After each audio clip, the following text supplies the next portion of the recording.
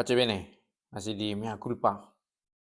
Saya harap teman-teman semua baik-baik, sehat-sehat. Dan kalau sedang sakit harus melalui proses kesembuhan yang lama atau tidak gampang dilewati. Semoga Allah sendiri menguatkan. Saya mengambil bacaan dari sini. Dengan apakah kuumpamakan angkatan ini? Mereka itu seumpama anak-anak yang datang di pasar dan berseru kepada teman-temannya. Kami meniup seruling bagimu, tetapi kamu tidak menari. Kami menyanyikan kidung duka, tetapi kamu tidak bergabung. Karena Yohanes datang, ia tidak makan dan tidak minum, dan mereka berkata, ia kerasukan setan. Kemudian anak manusia datang, ia makan dan minum, dan mereka berkata, lihatlah, ia seorang pelahap dan peminum, sahabat pemungut cukai dan orang berdosa. Tetapi hikmat Allah dibenarkan oleh perbuatannya. Itu bacaan untuk hari Jumat. Pesta peringatan Santa Lucia juga. Serba salah kalau eh, mengandalkan keinginan dorongan hati sendiri, tidak bisa mengikuti apa tuntunan yang diberikan kepada kita. Orang bisa selalu kita pandang salah, kita pandang keliru. Saya pikir ini salah satu yang bisa kita pelajari dari teks ini. Kami memainkan musik, tetapi kamu tak menari. Kamu membuat apa yang kamu mau semata. Kamu tidak punya keinginan untuk mau sejalan dengan orang lain. Dalam hal ini orang lain itu siapa?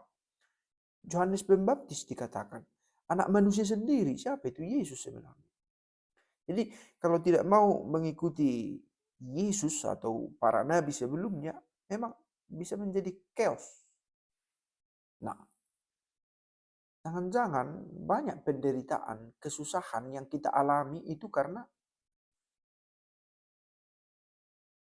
ketidaksanggupan kita mengikuti tuntunan Allah. Bukan karena kita tidak tahu. Oke, itu persoalan lain. Ketika kita tidak sanggup mendengar apa yang dipesankan Tuhan kepada kita lewat bacaan, lewat Injil. Itu urusan yang berbeda. Di sini kita tahu apa yang baik, tapi kita tidak lakukan karena kita mengikuti keinginan sendiri, gitu ya. Tidak mengikuti musik yang sedang mengalun itu. Kekerasan hati kita. Keinginan untuk mengabulkan keinginan sendiri. Untuk mengabulkan keinginan sendiri. Banyak menjadi sumber persoalan kita. Jadi sebelum menyalahkan orang lain, jangan-jangan ada penderitaan-penderitaan itu yang bila kita telusuri ke belakang, itu karena kedegilan hati kita atau kedegilan hati orang yang juga berdampak pada kita. Saya teringat pada bacaan minggu kemarin tentang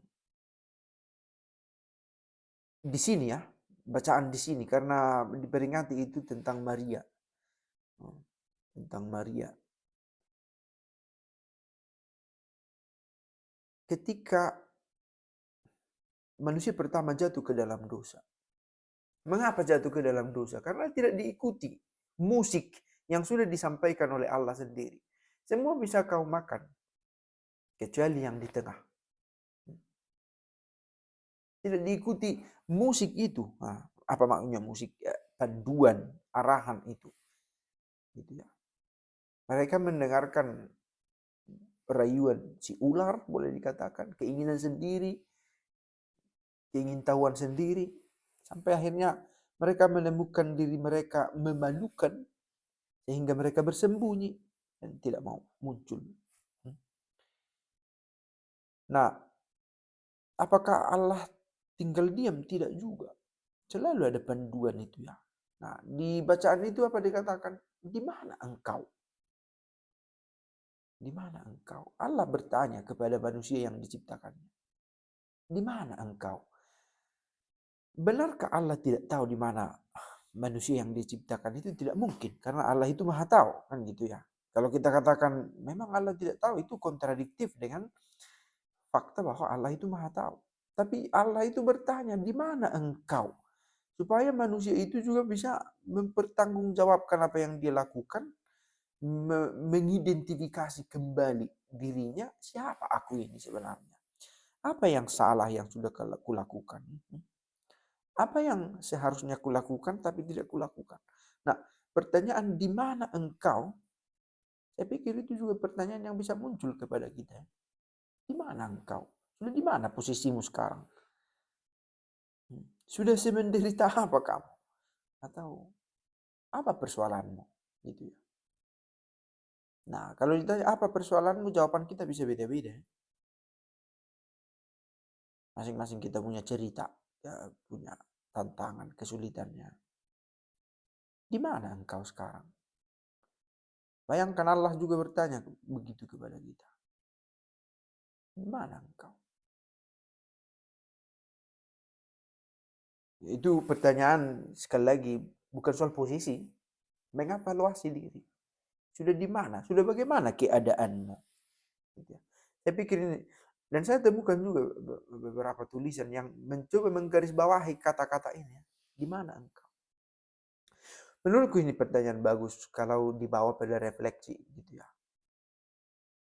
Saya sering boleh dikatakan, cerita tadi berdua di gereja itu saya sangat kusuk sekali sampai menangis.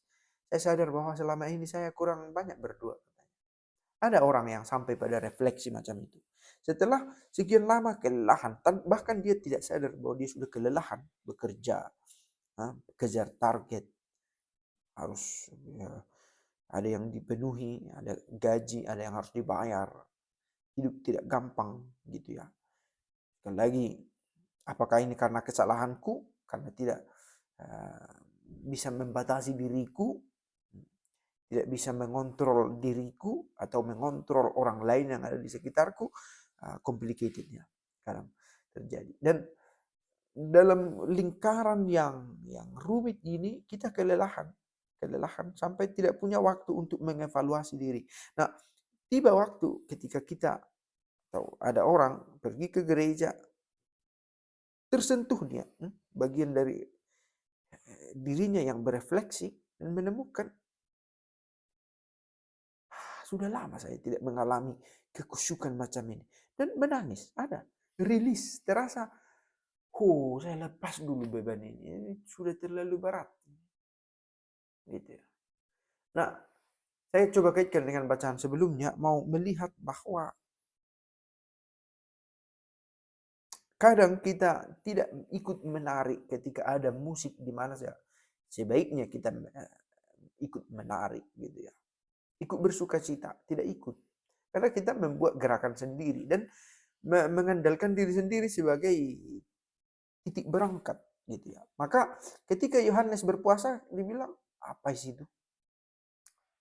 Berlebihan gitu ya. Ketika Yesus makan dikata bagaimana ini? Pemakan, peminum. Semua bisa serba salah.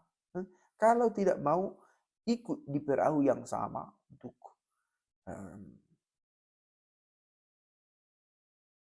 untuk bersatu. Saya pikir menggereja adalah salah satu contoh yang bagus untuk ini. Ada yang selalu tampil menjadi selalu kritik ya, semua dikritik. Semua dikritik.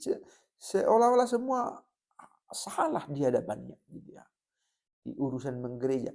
Kita bisa katakan juga ini di rumah tangga ya, di pasangan ya. Tadi kami bercerita itu ada satu pasangan yang baru setahun setelah diberkati sudah minta cerai ya, dan sudah menemukan pasangan baru yang mungkin cocok. Bagaimana kami bisa lanjut hubungan ini katanya. Itu kalau tidak seperahu, tidak seperjalanan. Tidak mau bersama-sama, mau dituntun gitu ya. Tidak gampang. Tapi terjadi.